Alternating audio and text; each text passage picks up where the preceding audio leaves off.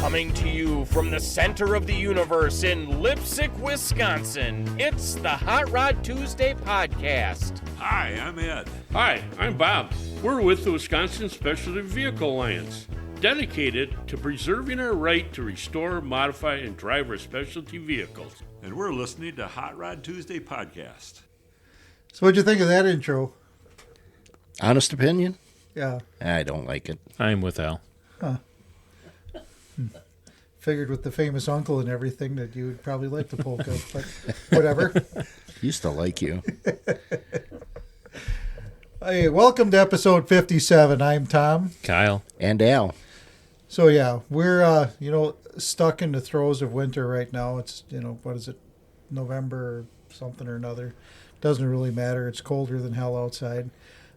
We were able to get our cars out Saturday and drive around for a little bit, and maybe I'll just get the truck out again this Saturday because it's going to be 50. But yeah, why not?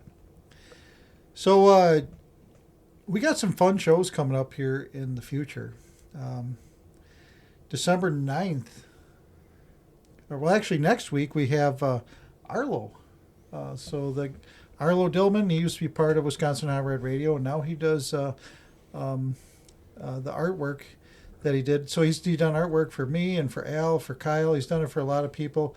If you're on Stacy David or on Gears with Stacy David, if you get chosen for the What Are You Working On segment, Arlo's going to do the artwork for you there. So you can be able to hear all about Arlo and how he does his artwork. And if you want your artwork done too, I'm sure we'll get you some contact. Coming up on December 9th, we got kind of a big deal that day. Yeah, and December 9th is the IROC champion from 1994, 1996, 97, 98, and 2005. He has also won 40 Cup races, 49, what used to be Busch Series races, and 7 Truck Series races. And he is also part of the NASCAR Hall of Fame since 2017. It is Mark Martin. So yeah, we got Mark Martin coming up on December 9th. And because I can't read, December 2nd, we're going to have a big announcement coming up that day. We're going to actually be on location. We'll leave that one quiet for now, but we got a big announcement coming up for 2026. And stay tuned for that. So then I said December 2nd, we got the big announcement. December 9th, we got Mark Martin coming on the show. And December 16th, we've got a show that people have been asking about, Ask a Trooper. We have a member of the Wisconsin State Patrol coming on here to talk about whatever you want to talk about. So if you have questions for the Wisconsin State Patrol, keep it nice. Or not. Doesn't matter. The questions are going to go to the trooper, completely unedited.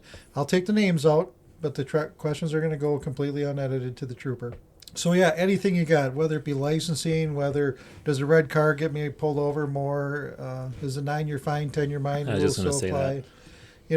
All the questions you want to ask a state trooper, feel free. Beer in my hand. Yeah, Yeah. Damn it. I start coughing. Intermission. Tom's dying. Kyle, hum something. So yeah, and the other thing back. too, I posted on Facebook earlier today. If you guys want to hear something that you want us to talk about, we're all ears. Like we said several times before, this is just as much your show as it is ours. If you want us to talk to, trying to get different people to come on the show, different manufacturers, things like that. So we're constantly out there looking for different things. But you tell us what you want us to talk about. If you want us to shut up and go away forever, well, we're not going to do that. But you can suggest You can suggest it. And all those suggestions, you can message the Facebook page or you can email us at hotrodtuesdaypodcast@gmail.com. Or call Al directly. His number is, never mind, I don't have it memorized. So, Al, for asking a trooper, what question you got? Well, I think right off the top of my head is, as a trooper, what catches your eye? What is it that makes you do a double take, look at somebody and say, I might have to pull that car over? Huh. I was really hoping for a smart-ass answer there, but I got the serious Al. Yeah, sorry. What about you, Kyle? What would be the question you'd want to ask? I really don't have any right now. I don't know. So my question is this. Out of every 10 cars that get pulled over, just take a cross-section of any 10. How many of those cars have dope in them? Well, how many cars do you win, Al? We're not counting the driver, right? No, I There's mean, that like Jeep that drives around Waupun. like Hey, come on. Oh, like an like some sort of a incapacitating substance inside the car. I think that number is going to be a lot higher than what you think it would be. Probably. I was going to kind of throw a guess out there, maybe half, but yeah, I don't know. I bet you're talking more than half. But anyway, so that'll be another thing. We can ask the trooper the questions. So, yeah, get your questions ready. And I said it'll be on December 16th. We'll have a Facebook post up about that before the day comes up. But otherwise, yeah. So a fun show tonight. We got Carol Killian, one of the regulars at our Hot Rod Tuesday shows. She's going to talk about the story about how she got to have her 69 Camaro. What? Good Lord.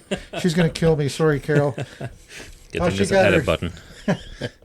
How she got her 69 Road Runner. Meep, meep. And talk about that. And then we're going to have Kyle Hogue on here a little bit later. Kyle is... he took, I guess the best way to explain it is Kyle had a real good relationship with Gene Winfield, and I'm sure he'll be able to tell some stories about that. Also, if you saw any of the videos from SEMA, Kyle has a old Ford coupe that was in the burnout pit, and I don't remember what engine was in it, but it has two big blowers stacked on top of each other, and he was roasting the shit out of his tires. That was fun to watch, yeah. Yeah, so we're looking forward to talking to him. Other than that, stay tuned. It'll be a great night.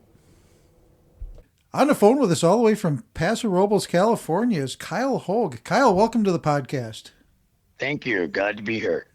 So I just got to ask you, anybody that's seen any video from the Hoonigan burnout, well, they didn't call it burnout pit. It was I can't remember what they called it, but The burn yard. the burn yard. There we go. Yeah. Anybody that saw videos of that on YouTube saw your car low blow. Yeah. My grandson, 4 years old, absolutely loved watching the videos because I was giggling like a girl too watching it. So That's cool. what's can you give me just a quick rundown of what was involved and what were you thinking when you stacked? Was there two blowers on the engine, right? There's two blowers on the engine, yes. Okay. So what is the car? The car, is that a Model A? The car started out as a 1930 Model A coupe, and it was just the frame and the body when I got it. Okay. And it sat in a field for like 35 years next to another body that I got. Me and my buddy ended up getting both of them. Oh, that's cool. So me and my buddy split the other car. We halved it. We have 50-50 ownership of it, but the green car is the sister car, the car that we found in the field. And I've always loved, the rat fink thing, since I was a kid. And then, there's been a couple cars that I've seen, since I was a kid. Like, a lot of people reference the car to the Purple People Eater. Oh, yeah. And and the Purple People Eater did change my life when that car came out in the early 2000s. That car was badass. That car opened my mind. And then around the same time, there was a candy orange GTO on the cover of a Hot Rod magazine, and it had two blowers stacked on top of each other. So I've always had the dream of doing it, and I built the car in 2023, just real fast, real fun. But I mean, it's a full tube chassis, and it's got a lot of nice parts on it. Like I think we spent 4 months building it. Okay. And knew exactly what I wanted. I've been building the car in my head for like the past 10 years. Sure. And then, built it with one blower, and then finally, my supercharger guy called me up one day and he's like, "Hey, I'm sending you a package, just put it on your car, thanks for all the business." And the next thing you know, I got another supercharger in the mail with all the plates and belts and pulleys and everything, and I literally just bolted it on my car, and that's how the 2 superchargers happened. So I got to ask. If it wasn't for David Teller at DC Blowers, I wouldn't have 2 superchargers on my car. So I got to ask, how do you make two superchargers work? Do you just have a lot less boost on each one? It's easier than you think, but no, it's 1-to-1, and it's underdriven a lot. You know, the car makes 1,000 horsepower underdriven. You know, people always go, oh, you know, why? You know, does twin super? Of course it works. You know, but we're not doing it to make gobbles of power. We're doing it because it gets people talking. And it's fun, and it looks cool, and not everybody would do it, and we're crazy enough to do it, you know? Yeah. Like, I got to ask you, can you drive it on the street? I drive it all the time. Oh, even better. All right. Yeah. So, yeah. Yeah. Going back to the carnage after the burnouts, I watched a couple of videos. I saw a picture that you had on your Facebook page of a whole pickup truck bed full of shredded tires. Yeah. And then was there one with the guy from Australia where he burned the tires completely off the car and then started burning the rims off? Everybody has to burn the tires off. That's the rules. Okay. So you don't come back with tires in? You don't come back with tires. Okay. Yeah. And then the Australian guys, a lot of their cars are run off methanol. Okay. And so they have it rigged up to where their tire speed is so fast that it's literally melting the tire, and when they let off the gas, there's so much raw fuel in their exhaust that it goes and it sprays their tires, and then they pick up the speed again and they hit the throttle and they purposely light their tires on fire. All right, that's all. Yeah. All right. Yeah, I saw that too. Yeah. So all the fire is purposely a thought out show. Part of the show. So that's just not an after. That's just not a oops. That's hey, watch this. No. That's all part of the show. Yeah. And the absolute the way those guys were pumping their fists and just completely excited inside the car made that video. It's a rush. Oh man, I can't wait to see it in real life. I can't wait to see it. You know, I have to tell everybody, like, don't knock it until you've been there. Right. Because I used to do the same thing. I'm like, oh man, like, you know, like I love burnouts, you know what I mean? But it didn't really catch my eye until I was at SEMA a couple years ago, and I saw it in person, and I felt it, and I saw all the horsepower, and I saw everybody, and everybody was just so nice and so cool, and it wasn't like, it's a competition, but it's a fun competition. Like, everybody's having fun. Like not everybody's showing up and being like, oh man, I'm gonna beat this guy, and I'm gonna hide my secrets from this guy, and blah blah blah, and whatever. Like, it's just a good time. Like, everybody has fun doing it. Yeah. Perfect. Yeah. So we, like I said, we hope to get out to SEMA next year and check all that stuff out. And then there's one other thing I want to ask you about before we take off. I understand that you had a relationship with Gene Winfield. Would you mind touching on that a little bit? Gene was a really good friend, and I'm not even gonna say it like that. Like, everybody knows about Gene, and everybody knows Gene. You know what I mean? Everybody in their own way knows Gene. And I happened to go to his class, and I happened to, you know, he liked low blow. That was kind of the kickoff. That car was really the kickoff to our relationship, because he saw it in Vegas one time. He saw it the first show that I ever took it to. He saw it, and he literally ran up to the car and jumped in it, and he said, "Take me for a ride in this son of a bitch." So that was really the highlight. That's what started the relationship. Okay. Going to where it went, because in the end, me and Gene were really close. I got to know him on a really personal, deep, spiritual level, and it had nothing to do with cars. Yep. And it happened in some of the craziest times of his life. Yeah. You know, and we were just we were just lucky enough, and God put us in certain parts of our lives. Like me and my wife got sober, like 6 years ago, Well, and congratulations. we settled down, you know what I mean, and we got Yeah. our shit together, and it really, that's the whole reason why it all fell together like it did. Like, we were in a position to where we were able to help him, and we did. And I couldn't even have imagined like where it would have gone when it, when it sure. was happening, Sure. because in the end, we were there with him until, the day he died, like we are still helping him with his legacy and his stuff, and everything has to do with his life. There's a lot of stuff I can't talk about, Sure, but sure. we loved him very, very much, and he was a really good friend of ours, and he loved my wife, he loved my kids, and my kids still to this day call him Grandpa Gene. Oh, sure. Yeah, and then I met him a couple times too, and the first time was in Milwaukee when they were chopping the top on a Volkswagen Beetle of all things. Yeah. And he just came up and started talking to me out of the blue, and I was just standing by the rope watching this, and it was kind of neat. Yeah. Second time was up at Iola, and we talked to him for a little bit up there too, and the cars that man's made, and the Winfield fade. I mean, that's just something. If I ever build a custom, that would be something I would like to build a tribute to. But Gene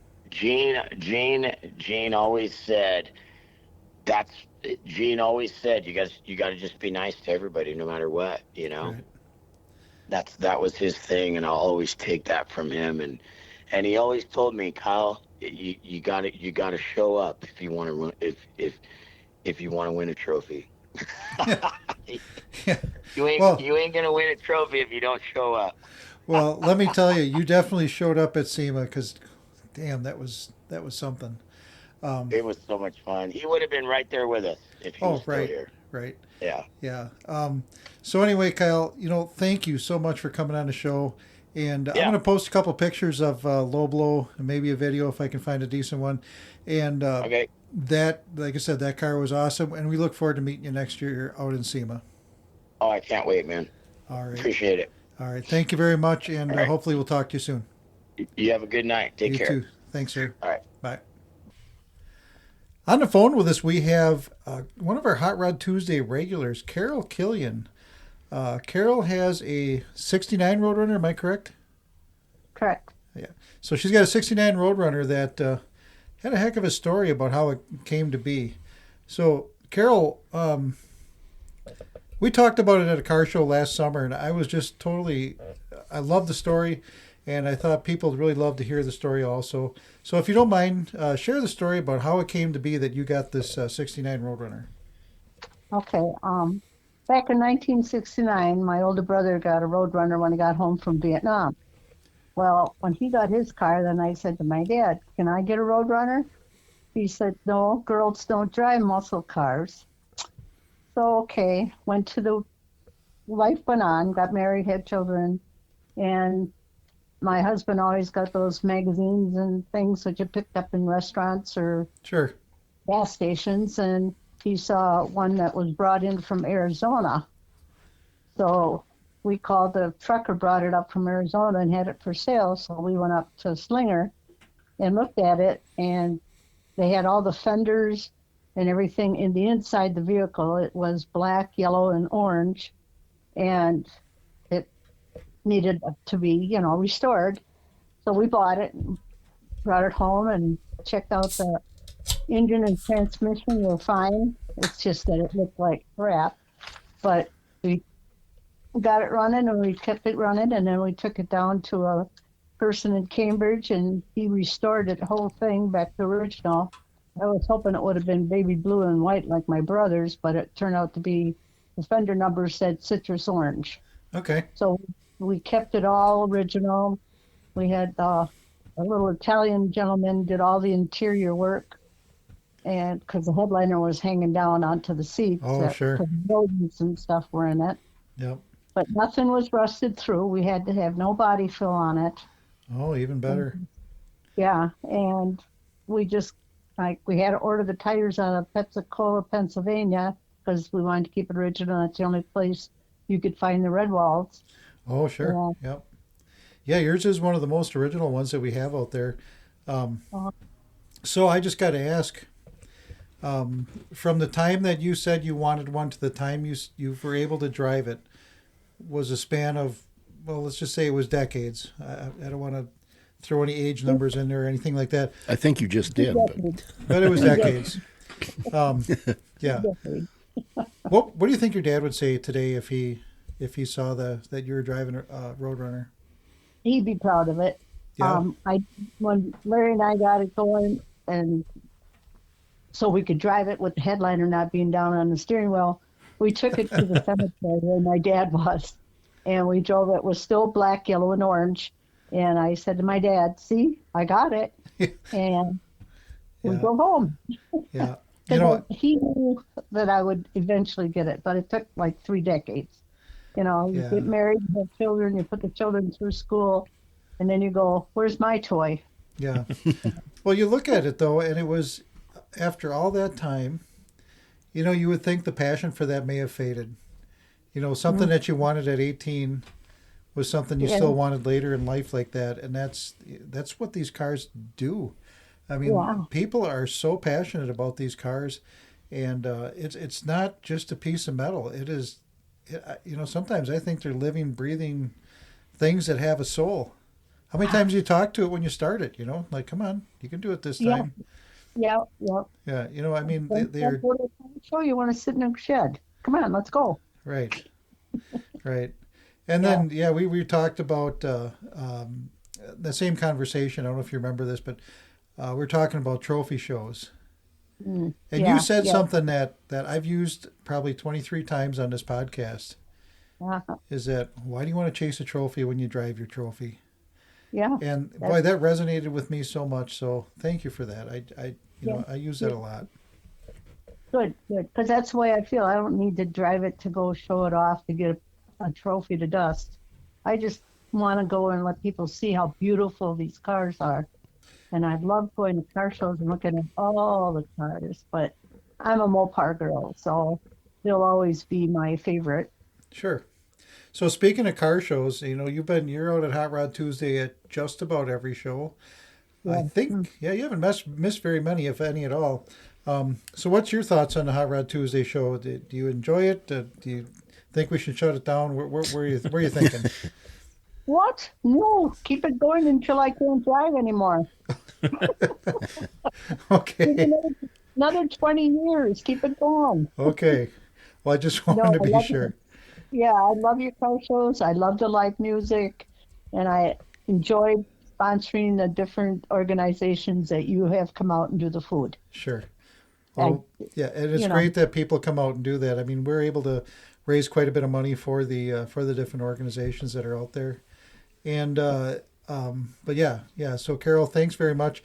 And I know you come out there with a whole crew of people, and there's probably, when I go out and do my live videos, there's probably, how many groups of people are there, Kyle? Separate groups that all sit in chairs? 10? Yeah. 15? That's quite a few. 10 to 15. And, if it's, and I consider it like 3 people sitting together as a group, but you guys got usually, 8, 10 people in your group. And it's just a fun event. And you'll get to meet people like Carol, and Carol is more than happy to tell you about her car. And you will see her car and some of our new schedules for the 2026 show season. Yep. Yeah, we did pick. I'm putting that together here pretty soon. We did pick Carol's car for one of the for the Flyers. So, you can't go wrong, especially as beautiful of a car as that is. And thank you. Yeah, it's very, very nice. So, Carol, there's Al. I was thirsty. When's the first car show that's coming up? May 5th. Yeah, it'll be May 5th on Cinco de Mayo, and we will have 3 on the Tree is going to be playing on the first night. Okay. They're going to open it up, and we'll have those schedules coming out pretty soon. And when we have them all finished up, we'll send you a couple with your car in them so you can see what it looks like. Oh, thank you. That would be great. Yep. I can frame one, right? Mm-hmm. Hang it in. Do whatever you want to do with it. Right. Yep. Okay. And if you want a little enhancement, you can have Al stand by your car and smile. We'll take his picture. I was thinking print one off even bigger for framing, not ruin it with Al. Yeah. Right away, put me in the picture, turn into a dartboard. No, I had a 69 Dodge Dart Swinger I bought brand new because my dad wouldn't let me get the muscle car. But when I found that Road Runner... Wait a minute. Wait. And the Dart Swinger had what, a 340 in it? No, a 225. Oh, this Leaning Tower of Power. Okay. Yeah, but I could beat everybody off the line on the square. I just couldn't keep up to them once they got going. Well, there's something to be said for that. There's something to be said for that. Yeah, I sold that to put the money in the Road Runner. So it all worked out. Yeah. Well, that's awesome. Well, Carol, thank you so much for calling in. We love these kind of stories. We love having you come out on Tuesday nights, and hopefully we can see you for a lot more years with that Orange Road Runner. Yes, thank you. I will I surely enjoy car shows, and especially the Lipstick one, because I don't know, it's music, it's food, it's all the friends I can get together there. Because the one couple comes from Wales, another one comes from up by Oshkosh, and they come down. So It's fun. We like to get together as a group, and that's a perfect spot. Everybody's coming into it. Yeah, all roads lead to Lipstick. Yes. All right, Carol. Well, thank you very much. You have a wonderful Thanksgiving, and we'll talk to you soon, hopefully. Okay, thank you. All right. Have a good night. Bye. You too. Okay, one of my favorite parts of the show, we get to talk to Kyle. Kyle, you got anything historical for us? Got a few things. Starting off in 1959, when Ford announced the end of the Edsel program. They continue making them until late November of 59. Sorry, Brian. With just short of 3,000 1960 Edsels were being made. I can't believe that guy can't. But that car, I still think that was a cool looking car.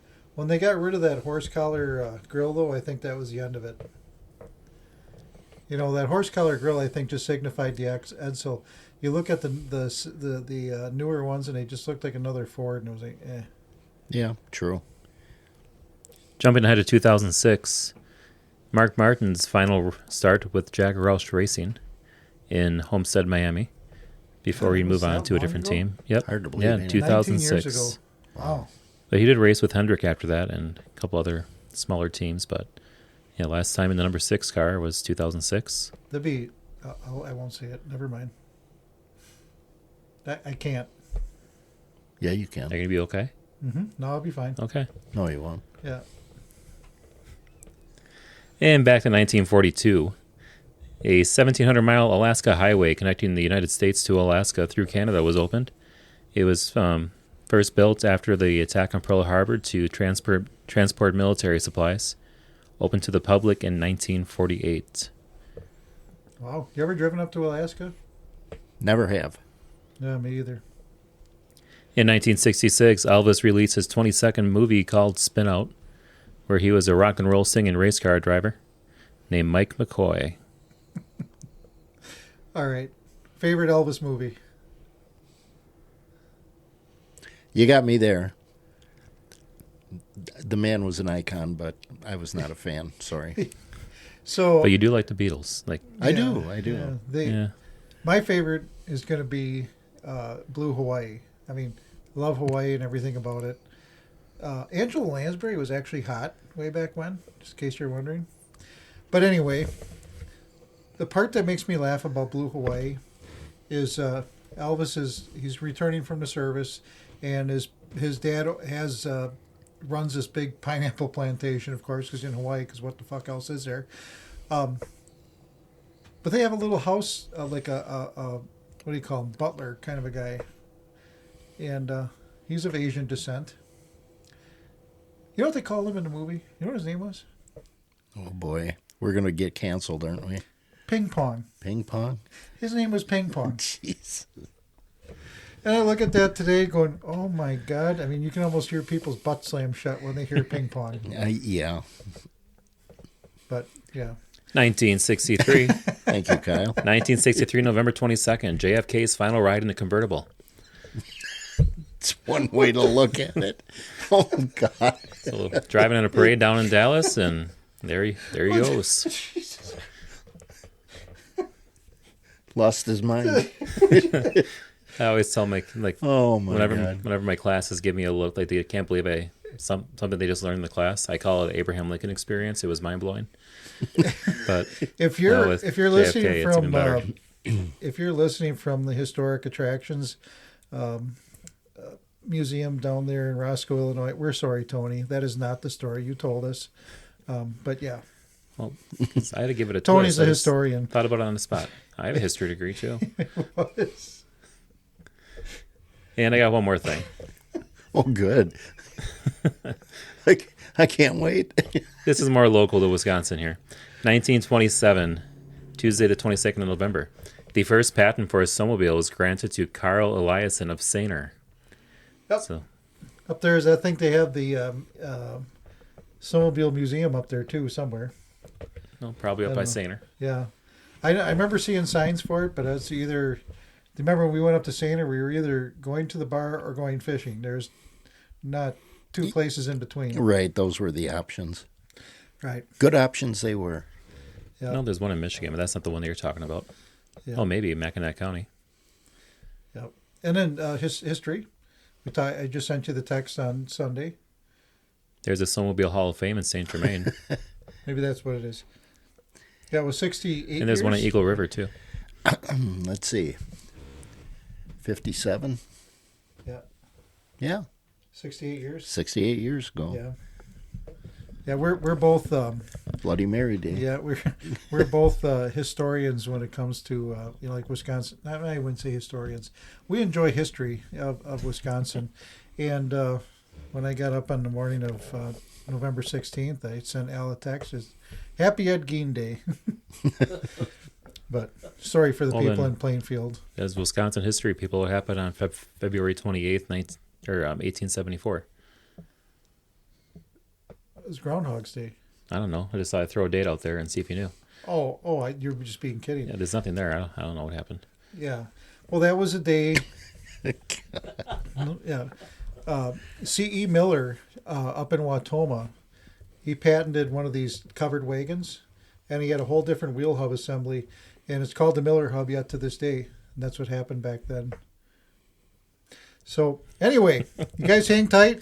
We got the Hot Rod Beth coming up next. Coming to us from a dimly lit back room at the Sussex Bowl, it's Hot Rod Beth. Beth, how you doing today? Yeah. Dimly lit pool hall, if you want to put it that way. But I'm doing great. Thank you so much for asking. How about over there in the garage?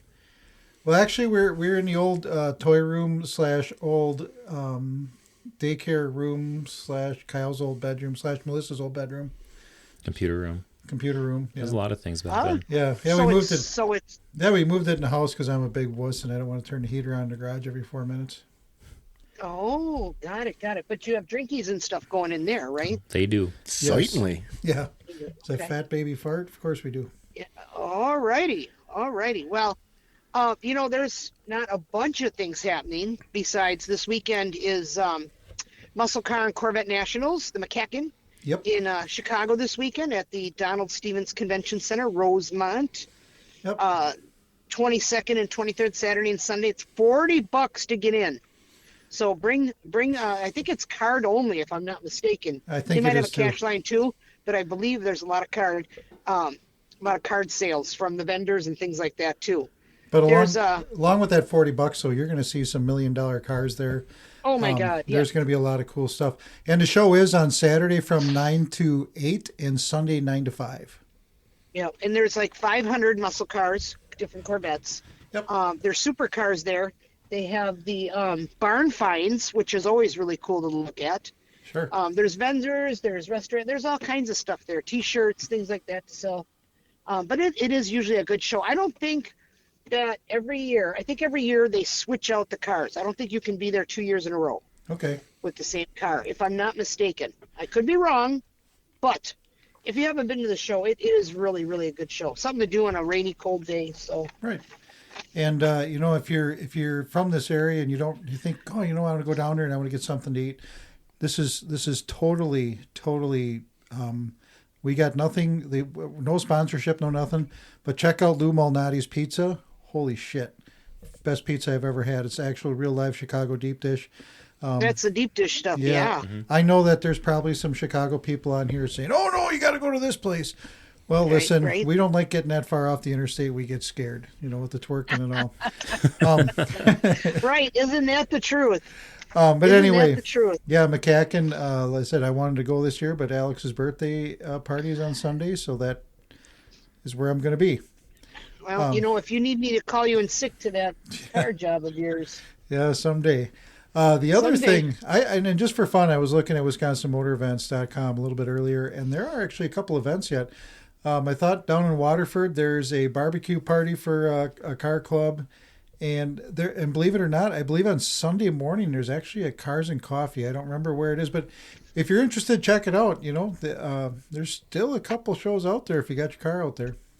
Weather's not supposed to be too shabby this weekend. It's supposed to be in the 50s. Yeah, it's supposed to be fitting. So if you haven't put it away, you can still get out and drive them. Yep. That's for sure. And then, of course, later in December 8th, by here at Sussex Bowl, we're having another indoor car show. So you can bring your model cars, pictures of your cars, your favorite awards, different things. It's through happy hour. They got chicken on special, of course, on Mondays. Yep, we still got to bring Danny and Linda down for that. I think they'd love that chicken. I think that'd be a great idea. I think we everybody can do another live. Yeah, it's. I tell people, and they look at me like I'm crazy and from a different planet. They're like, it's chicken. No, it's not. Dude. The Colonel will be jealous. I get that look. Yeah. I get that look all the time when I talk about our chicken. They're like, "Really?" And I'm like, "You have to have it. You have to try it. It's that good. It is that good." So absolutely. There's one other thing I want to bring up too. Is on December 6th, there is at the Juneau Community Center, starting at 4:00, is going to be the Miss Holidays pageant. It's going to be a pinup contest. Like I said, it's going to be all the fun of having a car show without the mess of the cars, and all the money is going to go towards what's the name of it? Jeez, I can't remember. Toys for Tots. I'm reading. Oh, that's a new organization. Yeah, so I'm reading and I couldn't think of it. Ding ding ding. But yeah, they have 20. We went to it last year and it was a riot. Al was a judge last year. Their summer show, I was a judge, and Kyle's going to be a judge this year for the Miss Holidays pageant. It's going to be at the Juneau Community Center on December 6th, starting at 4:00. And there you go again. We talked about this a few weeks ago. All these car clubs doing things for charities. Yep. I mean, it's so cool. That's the way it's always been, and it shall be. Are we going to see you there on December 6th? Well, she's entered in the contest, I thought. No, this girl don't do any of that stuff. But I'd have to look at my calendar and see if they have me scheduled for anything goofy here. Well, but you'll probably have to remind me because I've got a good memory, but it's kind of short. We can do a little live bit there too. Oh, maybe. You can finally do that thing with Al you were always talking about. Don't spread that rumor like that. Well, if anybody knows you two, you know it could be further from the biggest pile of bullshit ever. But anyway, you know what that's all about. Yeah. Hey, and then also January 10th here at Sussex Bowl, we're doing the Chili Bowl. Car clubs are bowling against each other. If they want to come on out, and you will play for sure one game of bowling. You'll be pitted against one another, highest bowler, lower bowlers. Clubs will take clubs together, and we'll have a variety of awards. Bring a pint of chili for the chili dump. It could be mild or spicy, and I think it's going to be $5 to bowl a game, and just get together, have some fun, laugh it up, and eat some chili. All right, perfect. And put noodles in your chili too, by the way. So if somebody doesn't like chili, can they have chicken? They can because it's on a Sunday. So chicken Sunday. Oh yeah, chicken chili. Yeah, well, not the white chicken chili, just regular chicken chili. Chicken chili, yeah. Why not? Yeah, maybe. I guess I don't know. All right, so with that, I think we talked about the upcoming events. That's going to bring us to our favorite part of the show, the shit that Al says. Al, what do you got this week? Well, it seems the wife and I are always arguing. It could be something big. It could even be little things, but we're always arguing. The other day we got into a real good one, and the shouting was going. And after a while, she says, "That's it. I've had enough. I want you out of here. Get out. All right, fine. So I got a bag and packed some clothes and a few things. Anyhow, I get about halfway to the Jeep, and she steps outside and says, I wish you were dead. I hope you die a slow, miserable life and you're unhappy. I stopped. I turned around and said, are you telling me that I should stay now? Oh, wow. Wow. Wow, I just choked on my water. Jeez. Man, oh, man. Wait. But before we even go any farther, did you do anything on your car, on your truck? I did not. Why not? Do we need to continue to have this conversation every week? Well, no. My son is coming home. He's going to be home tomorrow. And we got a whole week of deer hunting planned. So it's been a week of preparing for him to be back home. It took you a week to prepare to go deer hunting, and then you're going to go deer hunting, and then what happens? You're still not going to work on it afterwards? Well, we'll see what happens when we get to that point. Oh my God. You know what? I don't know what to do with you, dude. But we'll figure it out. I don't either. None of us do, really. Oh, okay. I'm glad I'm not alone. Yeah. So, all right, everybody. We will talk to you next week.